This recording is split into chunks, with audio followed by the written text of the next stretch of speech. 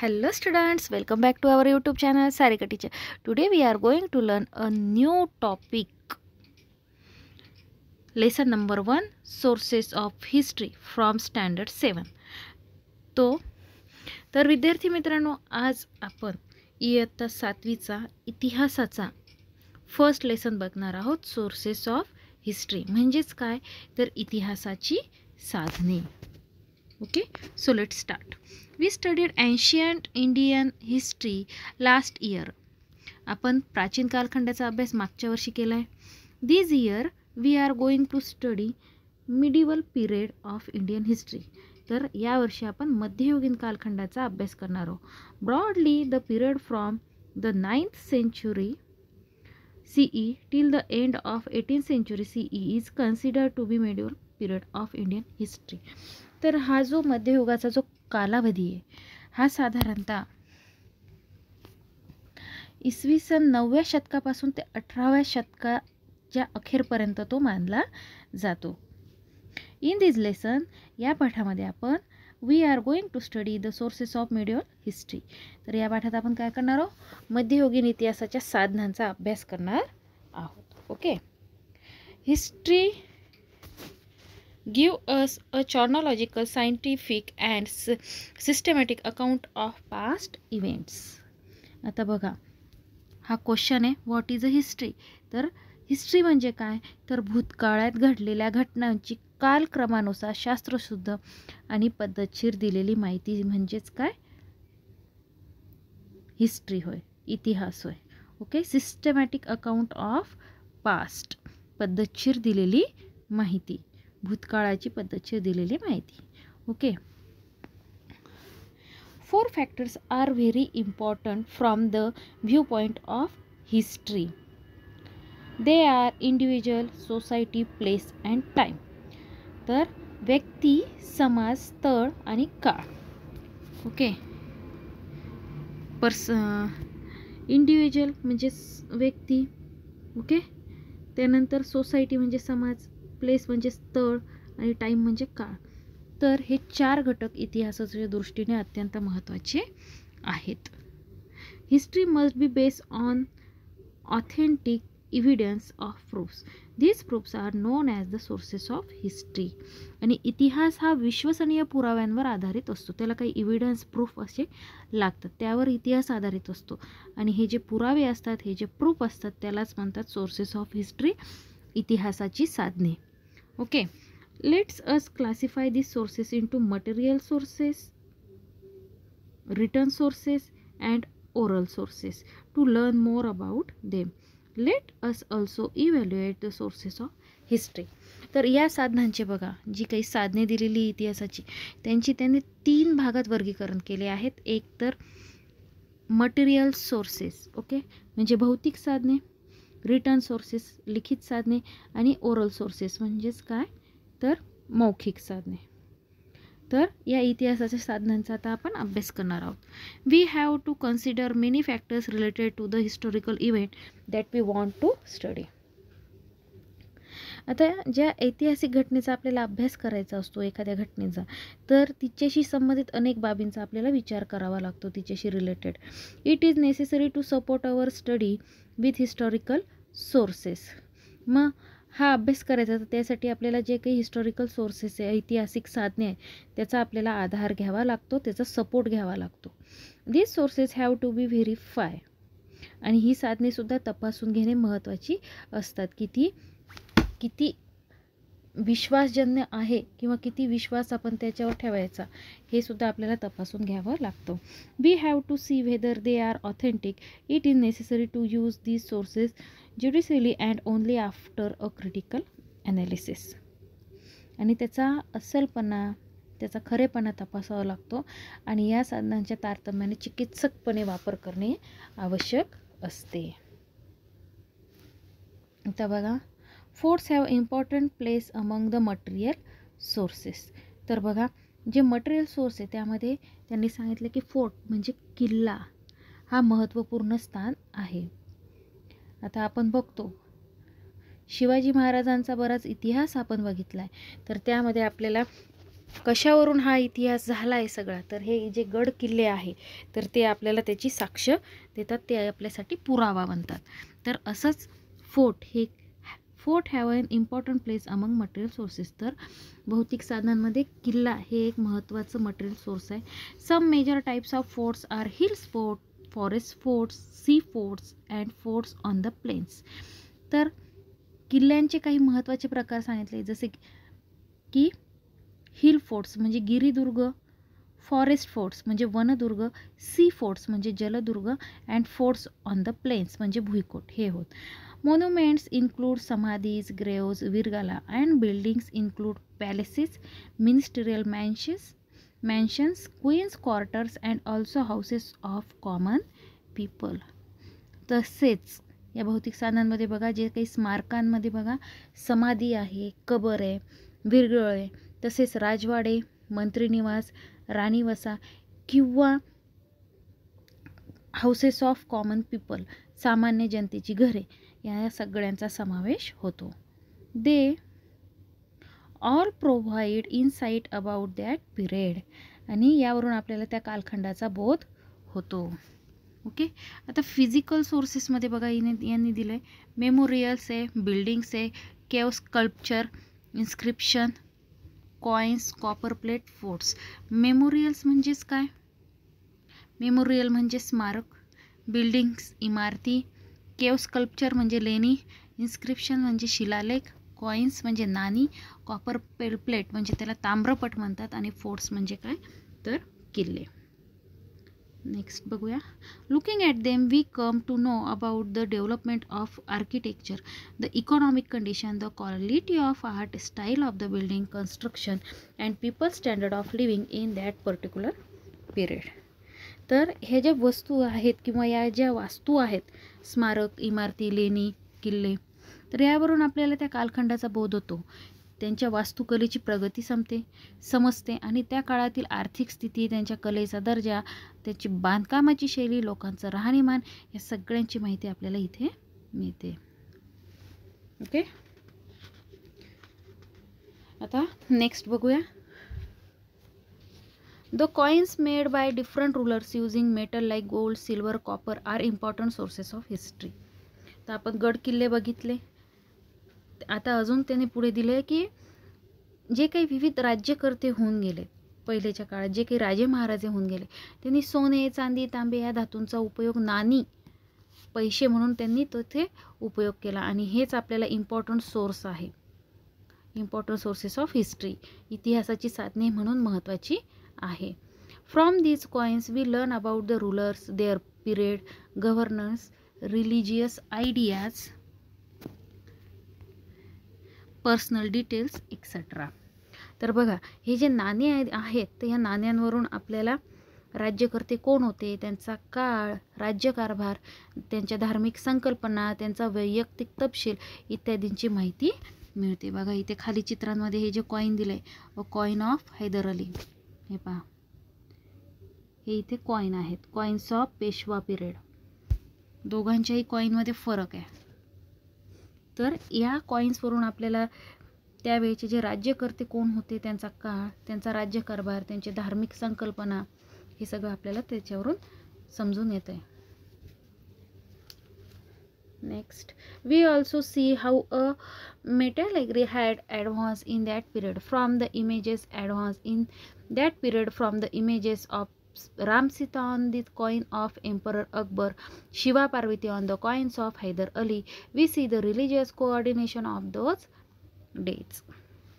Okay, आणि आपल्याला त्या काळातील धातुशास्त्राची प्रगती समजते.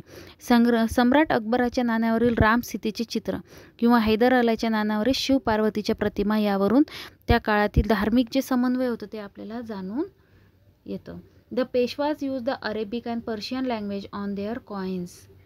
आणि पेशव्यांच्या नाण्यांवर अरेबिक आणि पर्शियन भाषेचा सुद्धा वापर केला गेला होता. This throw light on this use of language in that period.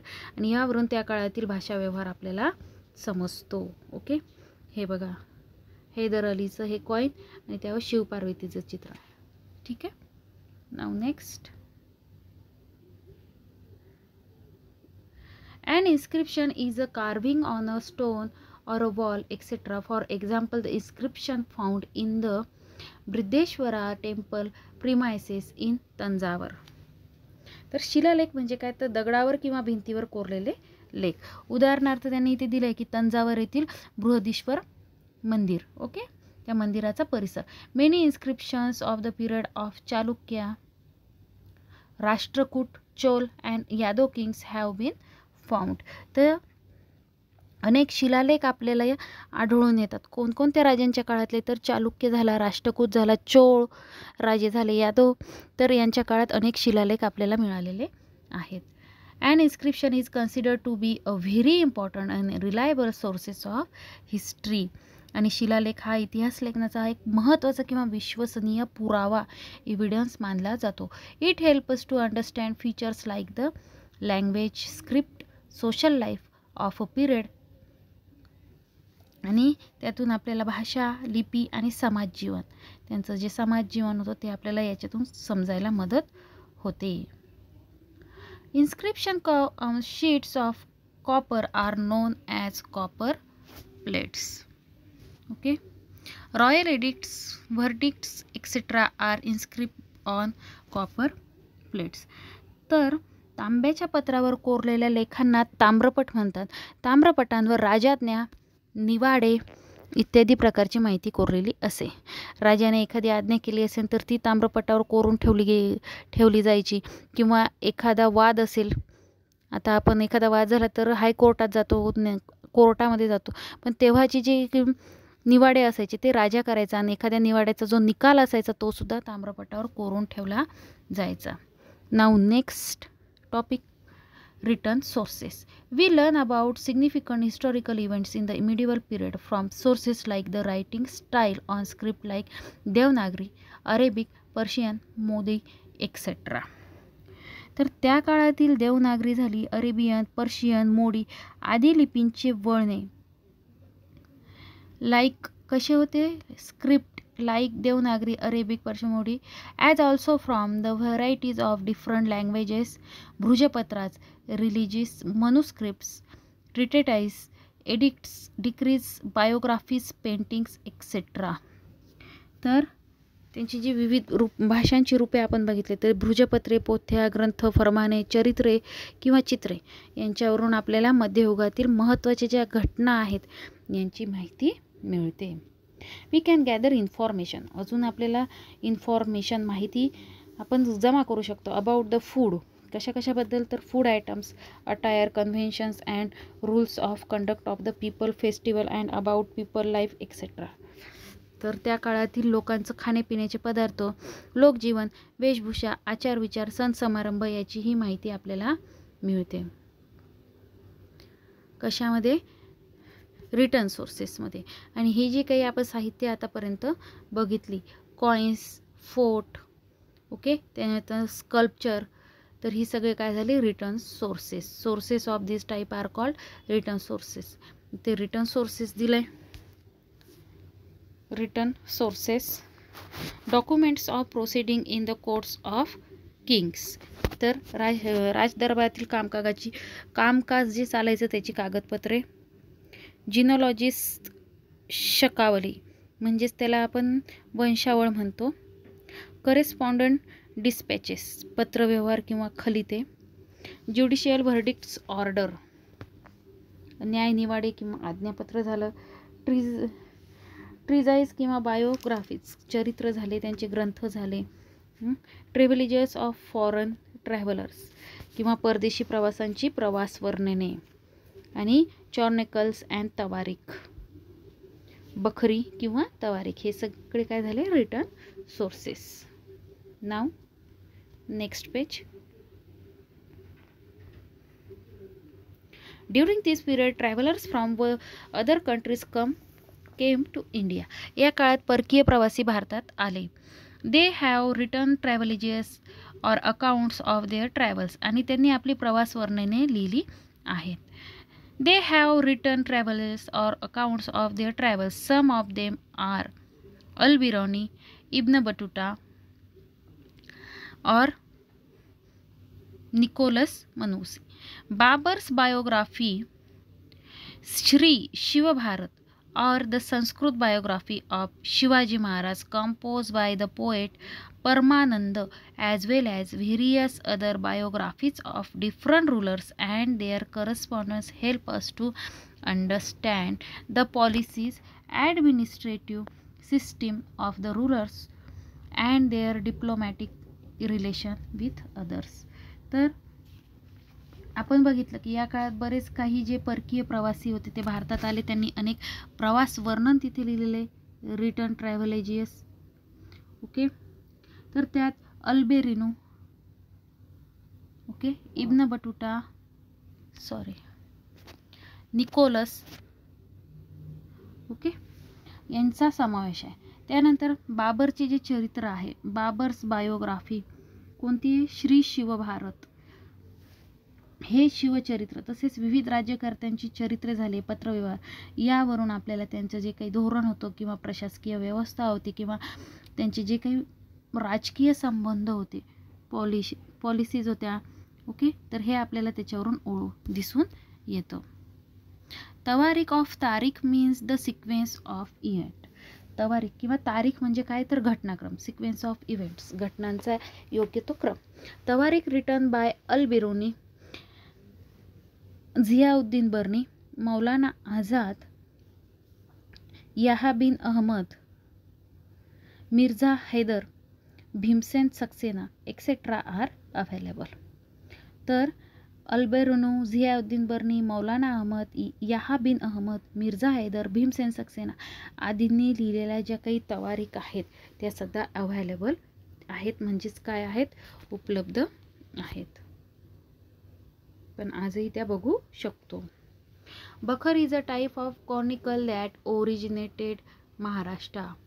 Okay, बखर हा शब्द खबर या शब्दावरून आला आहे.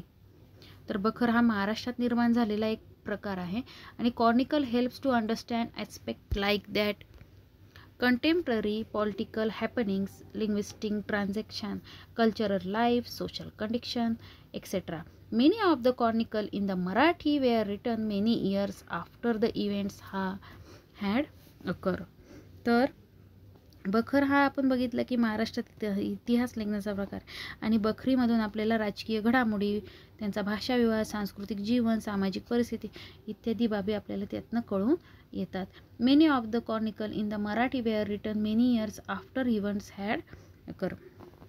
आणि ह्या ज्या बखरी आहे मराठीतील अनेक, तर घटना घडून गेल्यानंतर अनेक वर्षांनी लिहिलेल्या असलेल्या आपल्याला अनेकदा आपण ऐकत असतो आणि माहितीवर आपल्याला भरी त्यामध्ये दिल्या जातो. As a result they are seen to reply hearsay some of these chronicle are महिकावतीची बखर, महिकावतीची बखर, सभासद बखर, चिंतासीची बखर, भाऊसाहेबांची Bakhar etcetera. The works of the contemporary western historians like Robert Orme, MC Sprengel and Grant Duff are also important. तर बघा इथे काय दिले आहे की महाकावितीची बखर, त्यानंतर सभासद बखर, चिटणीसांची बखर, भाऊसाहेबांची बखर, हे या ज्या बखर आहेत यासुद्धा आहेत उपलब्ध. आणि रॉबर्ट आर्म, MC स्प्रेंगल आणि ग्रँड डफ या समकालीन पाश्चात्य इतिहासकारांचे ग्रंथसुद्धा उपलब्ध आहेत. हे जे वेस्टर्न जे होते ग्रंथकार, याचे ग्रंथसुद्धा उपलब्ध आहेत. Next topic, oral sources. Oral sources म्हणजे काय, तर मौखिक साधने. We understand various aspects of folk life through folk literature traditionally passed on from generation to generation. तर आपण बघितलं की लोकपरंपरेत पिढ्यानपिढ्या संक्रमित होत राहिलेल्या जात्यावरील ओव्या. त्यानंतर बघा इथे दिले ovis, folk song, powadas, folk tales, legends and myths. Such types of sources called oral sources. तर एका पिढीमधून दुसऱ्या पिढीने मौखिक प्रकारे जे काही संक्रमित केले जाते त्याला काय म्हणतात, ओरल सोर्सेस. आणि यामध्ये बघा काय काय येते, तर ओव्या झालं, जात्यावरील ओव्या झालं, त्याच्यानंतर लोकगीते, पोवाडे, कहाण्या, दंतकथा, मिथके, यातून त्या काळातील लोकजीवनाचं आपल्याला काय होतो, इतिहास समजतो. ही सगळी इतिहासाची मौखिक साधने इथे दिली आहे, ओरल सोर्सेस. फोल्क सॉन्ग म्हणजे लोकगीतं, गाथा, श्लोक्स, अभंग. बरेचसे अभंग आपले आजी आजोबा आपल्याला सांगतात की ते त्यांनी त्यांच्या पूर्वजांकडून ऐकलेले असतात. त्यानंतर पोवाडाच. नेक्स्ट प्रोव्हर्ब्स म्हणजे म्हणी. बऱ्याचशा म्हणी आपले आई आजी आजोबा वापरत असतात. लिजंड्स म्हणजे कथा, आणि माइथ्स मीन्स मिथके. तर हे सगळे काय झाले, oral sources. History is written with the help of the 3 types of sources mention above. तर वरील तिन्ही प्रकारच्या साधनांच्या आधारे इतिहासाचे लेखन केले आहे. कोणते 3 साधने, तर कोणते 3 साधने आपल्याला सांगितलेली आहे, तर भौतिक साधने, लिखित साधने आणि मौखिक साधने. Even after it has been written down, research on its go continuously. आणि इतिहासाचे एकदा लेखन केले तरी त्याविषयी संशोधन हे अखंड चालूच राहते. New sources of and information come to light through this research. आणि नवीन माहिती मग ह्या संशोधनातून नवी साधने किंवा नवी माहिती ही पुढे येत जाते. Then history has to be written accordingly. We can see that our history books and those of our parents and grandparents differ to a certain extent. आणि त्यानुसार मग ही जी साधने नवीन नवीन काढले जातात, नवीन नवीन शोध लावले जातात, त्यानुसार इतिहासाचे मग पुनर्लेखन करावे लागते. ते एक्झाम्पल दिले की उदाहरणार्थ आपल्या आजी आजोबांच्या काळातील, आईवडिलांच्या काळातील आणि आत्ता आपल्या काळातील इतिहासांच्या पुस्तकांमध्ये बऱ्याच प्रमाणात आपल्याला फरक पडलेला दिसून येतो. Now next, evaluating the sources of history म्हणजे ऐतिहासिक साधनांचे आता मूल्यमापन. It is necessary to take the certain precaution before using this sources of history. ही सर्व साधने वापरण्यापूर्वी काही काळजी घेणं आवश्यक असतं. ही जी काही इतिहासाची साधने ती वापरण्यापूर्वी we have to examine their authenticity and see which are genuine and which are fake. तर त्याची विश्वसनीयता, त्याचा कितपत आपण विश्वास ठेवू शकतो ते तपासावे लागते. आणि यातील अस्सल साधने कोणती आणि बनावट कोणती, ते सुद्धा फेक म्हणजे काय, बनावट, ओळखावे लागते. Their quality can be determined with the help of internal standards. आणि अंतर्गत प्रमाणके त्यांचा काय दर्जा ठरवता येतो.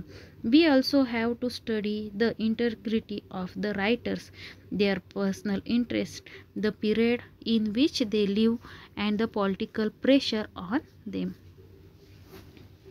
आणि लेखकांचा खरे खोटेपणा, त्यांचा व्यक्तिगत हितसंबंध, काळ किंवा राजकीय दबाव यांचासुद्धा आपल्याला तेव्हा अभ्यास करावा लागतो. काही वेळेस काय होतं, पॉलिटिकल प्रेशरमुळे काय होतं की ती जे काही लिहिलं आहे त्याच्यात बदल करण्यात येतो, पण त्याचासुद्धा आपल्याला खरे खोटेपणा तपासून बघावा लागतो. It is also important to see whether they rely on hearsay or give and eye witness account. We need to consider the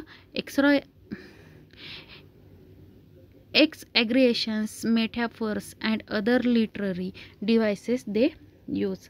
आणि मग आपल्याला लेखनातील अतिशयोक्ती, प्रतिमा, प्रतीके, अलंकार यांचाही विचार करावा लागतो. The information may be one-sided, contradictory, the exaggerated. It has to be seen in a proper perspective. The sources have to be subjected to a critical analysis. The authors of impartiality and the neutrality are very important in writing history. तर बघा इथे काय सांगितलंय, कधी कधी काय की जी मिळालेली माहिती ती एकांगी किंवा विसंगत किंवा अतिरंजित म्हणजे खूप रंगवून सांगितलेली असण्याची शक्यता नाकारता येत नाही. त्यामुळे त्याचा वापर करताना तारतम्य ठेवावे लागते आणि सदैव त्याचा चिकित्सा करून, ओके, त्याची चिकित्सा करूनच या साधनांचा आपण वापर करणे हे त्याची ही दक्षता घेणे गरजेचे असते. आणि इतिहास लेखनामध्ये जो काही लेखक आहे त्याचा निपक्षपातीपणा आणि तटस्थता फार महत्त्वाचा आहे. Impartiality and neutrality. हा खूप महत्त्वाचा आहे. ओके. सो स्टुडंट्स, आज आपण स्टँडर्ड 7चा lesson number 1 sources of history हा लेसन आपण बघितला. आणि या लेसनमध्ये आपले 3 टॉपिक महत्त्वाचे आहेत. ते म्हणजे physical sources, written sources and oral sources. Physical सोर्सेसमध्ये कोणकोणते घटक येतात, ओरल सोर्सेसमध्ये अँड रिटर्न सोर्सेसमध्ये, ते आपण सर्व आज या पाठामध्ये बघितलं. I hope you understand it. तेव्हा पुन्हा भेटूया नेक्स्ट व्हिडिओमध्ये. तोपर्यंत बाय.